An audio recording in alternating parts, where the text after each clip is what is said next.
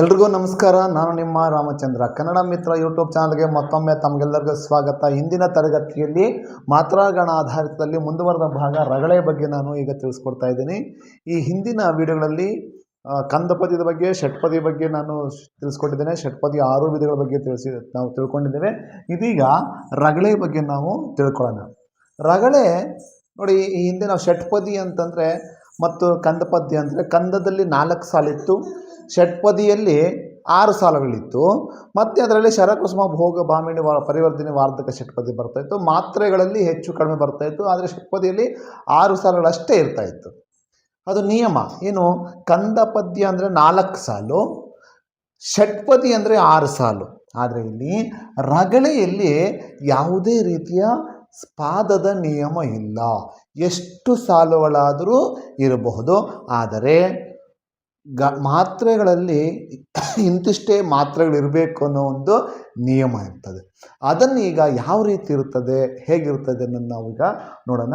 ನೋಡಿ, ಇಲ್ಲಿ ರಗಳೆ ಅಂದ ತಕ್ಷಣ ನಾವು ನಮ್ಮ ಮನಸ್ಸಿಗೆ ಬರಬೇಕಾದ ಅಂತಂದರೆ ಯಾವುದೇ ರೀತಿಯ ಸಾಲಿನ ಮಿತಿ ಇರೋದಿಲ್ಲ, ಎಷ್ಟು ಸಾಲುಗಳಾದರೂ ಇರಬಹುದು. ಅದರಲ್ಲಿ ರಗಳೆಯಲ್ಲಿ ನಾವು 3 ರೀತಿ ವಿಂಗಡಣೆ ಮಾಡ್ತೀವಿ. ಅದು ಯಾವುದ್ಯಾವುದು ಅಂದರೆ ಉತ್ಸಾಹ ರಗಳೆ, ಮಂದಾನಿಲ ರಗಳೆ, ಲಲಿತ ರಗಳೆ ಅಂಥೇಳಿ 3 ವಿಧಗಳನ್ನು ನಾವು ರಗಳೆಯಲ್ಲಿ ನೋಡ್ತೀವಿ. ಈಗ ನಿಮ್ಗೆ ತೋರಿಸ್ತಾ ಇರುವಂಥದ್ದು ಉತ್ಸಾಹ ರಗಳೆಯಲ್ಲಿ ಯಾವ ರೀತಿ ಮಾತ್ರೆಗಳು ಬರ್ತವೆ ಅನ್ನೋದನ್ನು ನಾವು ನೋಡೋಣ. ಉತ್ಸಾಹ ರಗಳೆಯಲ್ಲಿ ಇದು ಕೂಡ ಪಾದದ ನಿಯಮ ಇರುವುದಿಲ್ಲ. ಇನ್ನೊಂದು ನಿಯಮ ಏನಿರ್ತದೆ ಅಂದರೆ 2 ಉದಾಹರಣೆ ಇರ್ತದೆ. 2 ರೀತಿಯಲ್ಲಿ ಆಗುತ್ತೆ ಉತ್ಸಾಹ ರಗಳೆ. ಉದಾಹರಣೆ 1, 3 ಮಾತ್ರೆಯ 4 ಗಣಗಳು ಬರ್ತವೆ. ಒಂದು ರೀತಿಯಲ್ಲಿ ಆಗುವಂಥದ್ದು 3 ಮಾತ್ರೆ 4 ಗಣ. ಇನ್ನೊಂದು ಉದಾಹರಣೆ ಯಾವ ರೀತಿ ಅಂದರೆ 3 ಮಾತ್ರೆ 3 ಗಣ ಬಂದು ಕೊನೆಯಲ್ಲಿ 1 ಗುರು ಇರುತ್ತದೆ. ಪ್ರತಿ ಸಾಲಿನಲ್ಲೂ ಕೂಡ ಇದು ನಿಯಮ ಇರುವಂಥದ್ದು. ಚೆನ್ನಾಗಿ ಅರ್ಥ ಮಾಡ್ಕೊಳ್ಳಿ. 2ನೇ ಉದಾಹರಣೆ 3 ಮಾತ್ರೆಯ 3 ಗಣ ಬಂದು 1 ಗುರು ಅಂದರೆ ಕೊನೆಯಲ್ಲಿ 1 ಗುರು ಖಂಡಿತವಾಗೂ ಉಳಿಯುತ್ತದೆ. ಅದು ಹೇಗೆ ಅನ್ನೋದನ್ನು ನಾವು ಈಗ ನೋಡ್ತಾ ಹೋಗೋಣ. ನೋಡಿ, ಇಲ್ಲಿ ಬನ್ನಿ. ಇದಕ್ಕೆ ನಾವು ಮೊದಲಿಗೆ ಪ್ರಸ್ತಾರವನ್ನು ಹಾಕಬೇಕು. ಇಲ್ಲಿ ಕ ಇದೆ, ಲಘು. ಒತ್ತಕ್ಷರದ ಹಿಂದಿನ ಅಕ್ಷರ ಇಲ್ಲಿ ಏನಾಗಬೇಕು, ನಿಯಮದ ಪ್ರಕಾರ ಗುರು ಹಾಕಬೇಕು. ಆದರೆ ಇಲ್ಲಿ ಶಿಥಿಲ ದ್ವಿತ್ವ ಆಗ್ತಾ ಇದೆ. ಹಾಗಾಗಿ ಗುರು ಇದ್ದರೂ ಕೂಡ ಅದನ್ನು ಲಘು ಅಂತ ಭಾವಿಸ್ಬೇಕು. ಯಾಕೆಂದರೆ ಮುಂದೆ ನಮಗೆ ಲಘು ಮಾತ್ರ ವಿಂಗಡಣೆ ಮಾಡಬೇಕಾದ್ರೆ ಬರಲ್ಲ. ಆವಾಗ ಅದನ್ನು ಇನ್ನೂ ವಿವರವಾಗಿ ಹೇಳ್ತೀನಿ. ಈಗ ಬನ್ನಿ, ನಿಯಮದ ಪ್ರಕಾರ ಹಾಕೋಣ, ಮತ್ತೆ ಬದಲಾವಣೆ ಮಾಡ್ತೀನಿ. ಒತ್ತಕ್ಷರ ಹಿಂದಿನ ಅಕ್ಷರ ಗುರು, ಲಘು, ದೀರ್ಘ ಇದೆ, ಗುರು, ಲಘು, ಅನುಸ್ವರ ಇದೆ, ಗುರು, ಲಘು. ಒತ್ತಕ್ಷರದ ಹಿಂದಿನ ಅಕ್ಷರ ಗುರು, ಲಘು, ಲಘು, ಲಘು, ಲಘು. ದೀರ್ಘಾಕ್ಷರ ಇದೆ, ಗುರು, ಲಘು. ಅನುಸ್ವರದ ಹಿಂದಿನ ಅಕ್ಷರ ಅನುಸ್ವರದಿಂದ ಕೂಡಿರುವ ಅಕ್ಷರ ಗುರು, ಲಘು. ಒತ್ತಕ್ಷರ ಹಿಂದಿನ ಅಕ್ಷರ ಗುರು, ಲಘು. ಈಗ ನಾವು ಇದನ್ನು ಭಾಗ ಮಾಡಬೇಕು. ಉತ್ಸಾಹ ರಗಳೆಯಲ್ಲಿ 1ನೇ ರೀತಿ ಉದಾಹರಣೆ 1, 3 ಮಾತ್ರೆ 3 ಗಣ. 3 ಮಾತ್ರೆ ಬರಬೇಕು. ಇಲ್ಲಿ 1, 2, 3, 4 ಬರ್ತಾ ಇದೆ. ಯಾಕೆ ಅಂತಂದರೆ ಅಲ್ಲಿ ಶಿಥಿಲದಿತ್ವವಾಗಿರೋದ್ರಿಂದ ಅಲ್ಲಿ ನಾವು ಗುರುವನ್ನು ಹಾಕಬಾರ್ದು.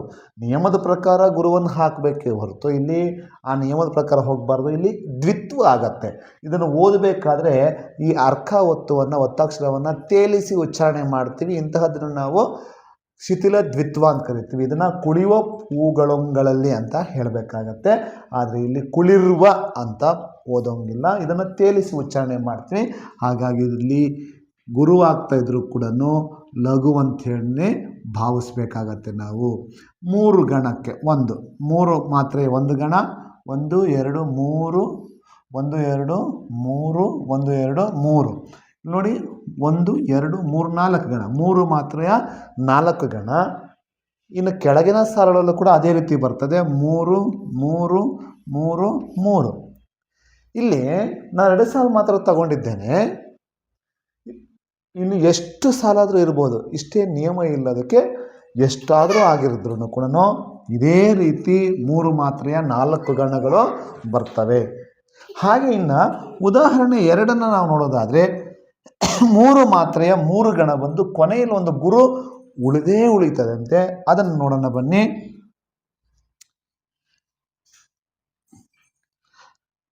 ದೀರ್ಘಾಕ್ಷರ ಇದೆ, ಗುರು ಲಘು ಲಘು ಲಘು ಲಘು ಗುರು ಲಘು ಗುರು ಗುರು ಲಘು, ಒತ್ತಕ್ಷರ ಇಂಧನಾಕ್ಷರ ಗುರು ಲಘು ಗುರು ಲಘು ಗುರು. ಎಷ್ಟು ಬರಬೇಕಿದು? 3 ಮಾತ್ರೆ 3 ಗಣ ನೋಡಿ. 1 2 3 1 2 3 1 2 3 ಬಂದು ಕೊನೆಯಲ್ಲಿ ಒಂದು ಗುರು ಉಳಿಯುತ್ತದೆ. ಇಲ್ಲಿ ಹೇಳಿದ್ದಾರೆ ಪ್ರತಿ ಒಂದು ಸಾಲಲ್ಲೂ ಕೂಡ ಕೊನೆಯಲ್ಲಿ ಒಂದು ಗುರು ಉಳಿಬೇಕು. ಇದು ಕೂಡ ಹಾಗೆ 3 3 3 ಕೊನೆಯಲ್ಲೊಂದು ಗುರು. ಈ ರೀತಿ ಬಂದರೆ ಅದು ಯಾವ ರಗಳೆ? ರಗಳೆಯಲ್ಲಿ ಮೊದಲನೇ ವಿಧವಾದಂತಹ ಉತ್ಸಾಹ ರಗಳೆ.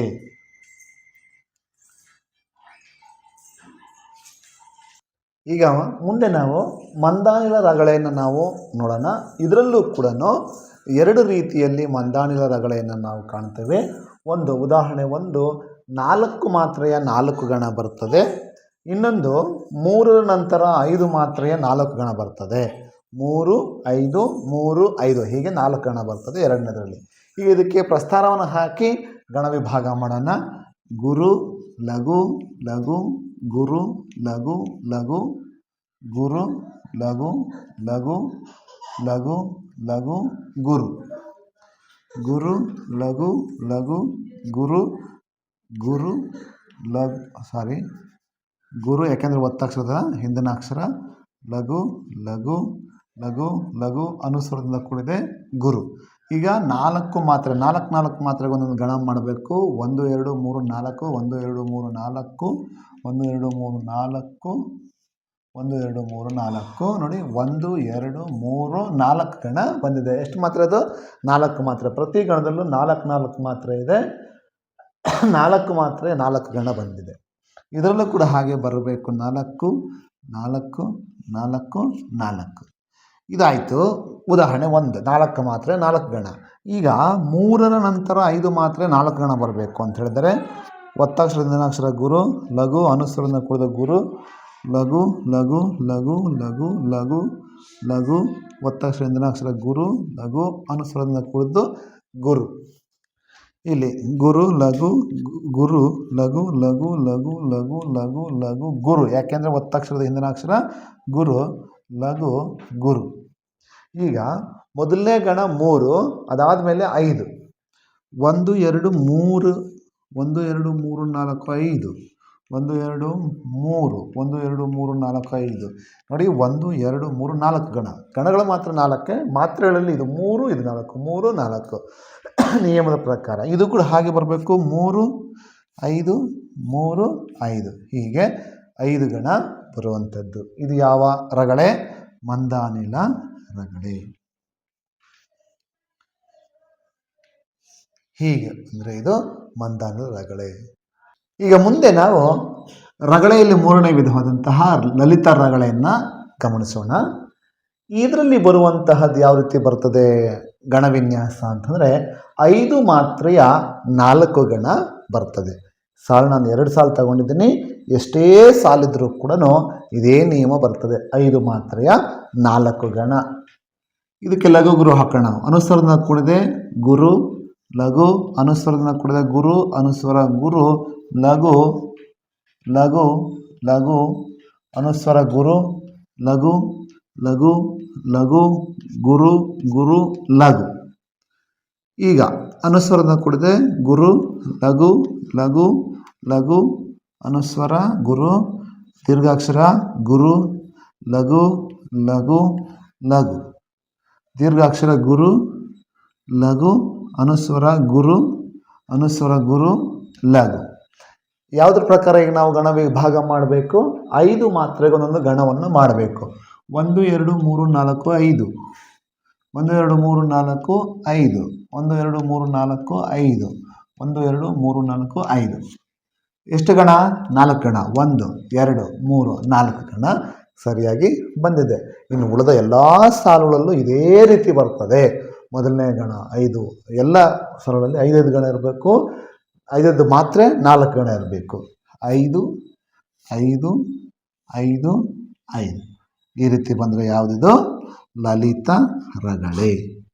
ಇದಿಷ್ಟು ಆಗಿತ್ತು ಲಲಿತ ರಗಳೆ. ನಿಮಗೆ ಅರ್ಥ ಆಯಿತು ಅಂತೇಳಿ ಭಾವಿಸ್ತೀನಿ. ಈ ಒಂದು ರಗಳೆಯ ಈ ತರಗತಿಯೊಂದಿಗೆ ಈ ಮಾತ್ರಾ ಗಣಾಧಾರಿತ ತರಗತಿಗಳು ಮುಗಿಯುತ್ತವೆ.